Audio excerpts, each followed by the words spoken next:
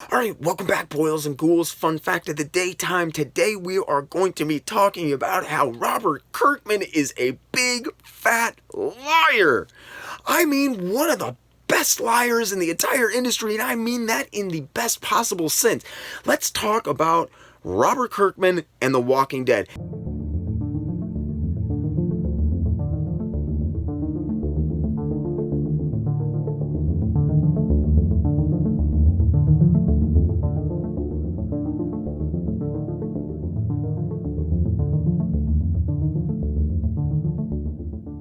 Let's talk about The Walking Dead. Okay, so Robert Kirkman, right?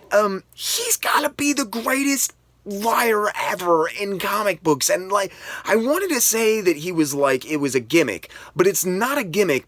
It's just a lie.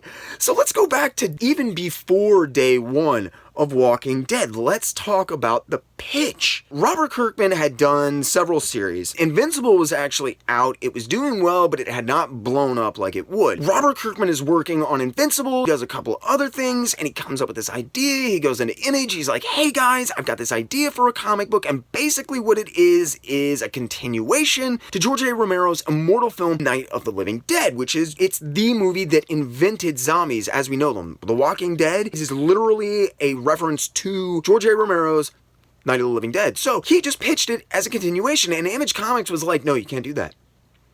No one ever has written a successful zombie comic. No one wants to read that crap. You have to have a clear objective, point A to point B, because that's how superhero comic books are. And that's what comic books are. So go do that. And Robert Kirkman was like, well, you guys didn't really let me finish my pitch. You missed the M. Night Shyamalama Ding Dong twist thing that I was going to stick in there to confuse and interest everybody. And they were like, what? The thing is that the zombies aren't just zombies. They've been brought back by aliens. And aliens are using them as a way to weaken the human infrastructure. So it'll be easier for them to take over the planet. And Image was like, that is a great idea, go do that right now. So Robert Kirkman runs off and he writes the first issue of The Walking Dead, and it comes out, and if you read The Walking Dead, you know there's no references to aliens anywhere, but it did well. So issue 2 comes out, and they go to Robert Kirkman and they're like, hey man, we didn't really see any clues. Are we missing stuff? And Robert Kirkman was like, oh yeah, you're totally missing stuff. You're missing the fact that I lied to you and there are no aliens at all. None. There are no aliens. I'm not doing that because that's stupid. I'm gonna go do my extremely successful zombie book that everybody is talking about right now, which everyone in the office also enjoys as well. So if you want to cancel the book, awesome, go ahead and do that. See what the fan backlash is. And they were like, just go do your book. And he goes off and he does The Walking Dead. And Robert Kirkman hit pay dirt, man. Walking Dead blew up. Invincible blew up. Ever since 2007, there has been talk of an Invincible film. It's never quite come to fruition, but it did get his foot in the door in Hollywood. And as you might know, there was this show that adapted one of his series that we were talking. Oh yeah, it was The Walking Dead. I think it was on AMC for a little while. There are some people who watch it. It's slightly successful. Robert Kirkman is skyrocketed into the spotlight of comic books. But then Robert Kirkman just kept getting more famous. He didn't run off to Image Comics and create a bunch of crappy books that I didn't care about and that people spec'd on and then stopped buying because they were really poorly written. No, Robert Kirkman instead began to build an empire quietly at Image Comics and accrue more money, power, and titles under him. And Robert Kirkman eventually became so powerful that Rob Liefeld, who had been excised like a tumor from Image Comics, that kind of stuck in Robert Kirkman's craw. He was a big fan of Image Comics growing up and was like, man, I really like Rob Liefeld. I think he should be here. And he talked everybody who had kicked Rob Liefeld out of Image Comics into taking him back. That's how cool of a dude Robert Kirkman is. So Rob Liefeld comes back and they're like, you know what? Obviously, Robert Kirkman is beyond just a creator, just a writer, just another employee of Image Comics. He deserves to sit on the same throne as the Todd Father, as they call him now. Holy God. So Rob Liefeld and Todd McFarlane and Eric Larson and, Mark Silvestri, these guys, Robert Kirkman is now, a president. I think they call him president. He sits on the board of Image. He's like one of the head honchos. Robert Kirkman, what did he do with this newfound power, right? Well, Robert Kirkman he does some fun stuff, but the most relevant thing, and the thing that I would like to talk about for 2 seconds, is the solicitation stunt that he pulled with Die, Die, Die.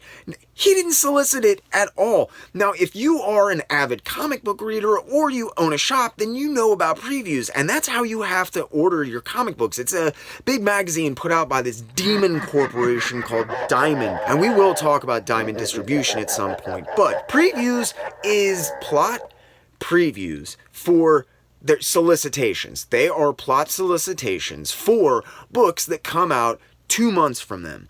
You have to order your books 2 months before. And there are things called final order cutoff dates later on, and you can order some books, whatever. But that's what you order your basic books off of. Die, Die, Die wasn't solicited. It just dropped. I'm pretty sure it was Walking Dead. If you ordered like 33 copies of The Walking Dead or 8 copies of The Walking Dead, you got that many copies of Die, Die, Die #1. Nobody from the speculator market had time to mob their local shop and be like, oh yeah, I'm going to go in there and buy like 80 copies of Robert Kirkman's new #1 series because Walking Dead blew up. And like, this is something that's important for Robert Kirkman. He grew up during the 90s, during the speculators boom. He saw how much damage that did to the comic industry, to the comic publishers themselves.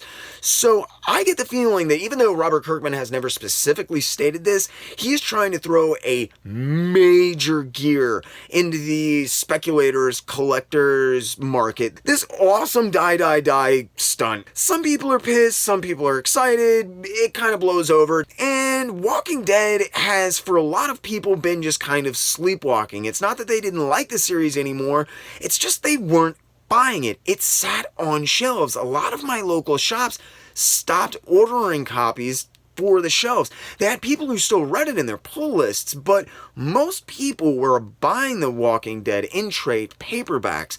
So Robert Kirkman, and I would like to think that Robert Kirkman wrote the solicitations himself. He might have had someone else do it, but I would like to think he did it himself. He wrote, they're not fake, but they are completely misleading solicitations for issues 191, 192, and 193 of The Walking Dead. And 191 hit stands, and Rick Grimes turns into a zombie at the end, man. It was like, bomb drop, and everyone was like, okay, this has got to be, a dream, or the book didn't even really pick up that much steam. And then the next issue comes out, and bam, Rick Grimes catches a bullet in the fucking face, man. They're just like, bam, they pop him. He is dead as a doornail, and you're like, whoa, wait a minute. I don't think this is a dream. And issue 193 had been solicited as the first appearance of this guy, Chief Sheriff Kapoor, I think name. It doesn't really matter. That was the big thing. Robert Kirkman got onto social media Tuesday night before Wednesday comic drop and was like, look, guys, if you're Walking Dead fans, go out, get this issue. You need to read it. And it turns out, completely out of the blue, issue 193 is the final issue of The Walking Dead. It ends with a big "the end." Robert Kirkman has lied to many people, but never his fans. I don't think this is a stunt. That doesn't strike me as Robert Kirkman. I don't think he's trying to drum up sales. Robert Kirkman said, and I think it is one of the most profoundly beautiful things that a creator can say about his creation. It was his story. He set out to tell a story, and that 193 issues later, that story is concluded. No one else had a hand in it. Everything good or bad was him, and that he wanted it to go out while he still felt like it was strong, and he didn't want to sleepwalk through the series, and I respect the hell out of that. I don't think it was necessarily because sales had dropped. I don't think the show is still around, so they could have just indefinitely continued publishing The Walking Dead, knowing that people who just watched the series were going to spec on just buying the book. Robert Kirkman will never watch this, but I want to say thank you from a guy who picked up from issue 5, I went back and picked up the first 4 issues for cover price, man. I was in on that first year. I haven't liked every issue. I haven't liked every arc. I haven't even liked every character. But the series is important. It has proven. You do not have to be a carbon clone copy of anyone else, that you don't have to be Stan Lee, that you don't have to be Jack Kirby, you don't have to write or draw Spider-Man to make a big impact or a name, and that you can be original. And if you're talented and you push and you really try, and with a little bit of luck, you can create something truly beautiful and unique and original. So I hope you guys enjoyed. I hope you maybe learned something. I wanted to record this. Maybe it's just for me. Maybe it's just a thank you to Robert Kirkman, as a guy who's been reading The Walking Dead for a really, really long time. If you enjoyed, hit that like button, get down there, leave me a comment, let me know. Hulk smash that subscribe button. If you do that, make sure you ding the little notification bell to keep up with these doses of trivia that I'm always dropping. And as always, really, truly, and honestly, I only ask two things. Keep hitting your local shops and keep reading comics.